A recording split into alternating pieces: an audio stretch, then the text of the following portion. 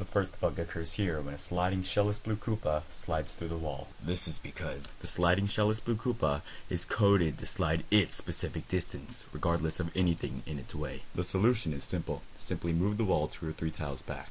Next, if you bring Yoshi to yellow switch palettes with you, the second room will cause him to turn yellow, not to mention a floating grass tile. The second room of the green switch palettes replaces the green color palette normally used for sprites with a yellow one instead.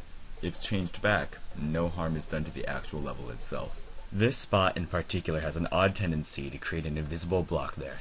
Okay, I'm done with the cool deep voice. And so, these signs have grass. To fix that, simply go into YYCHR and erase the grass graphic from the sign. This wall can easily be jumped over and will lead to instant death. To fix it, I recommend a ceiling. This Thwimp is experiencing a piece of missing graphics. This is usually caused by an overload of sprites in one general location. I recommend deleting some of the sprites in this general area. Because this bush is placed on a ledge, Mario has an awkward way of going through it. Go into map 16 and turn off priority.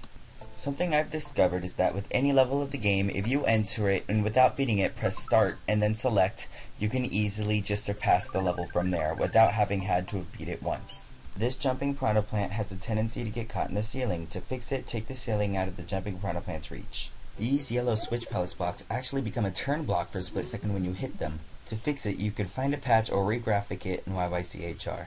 This secret room, though it was a nice touch, has a few bugs. Earned 1-ups for landing the floor, and completion of the bonus game does not result in an exit, therefore being trapped. The shell here is invisible and yet still interactable. This is another example of sprite overload.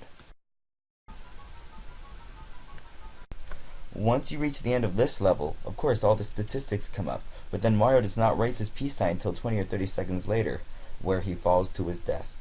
The only way to fix this is to take the scrolling mechanic out of your level, or get the level to stop scrolling once you reach the goal tape.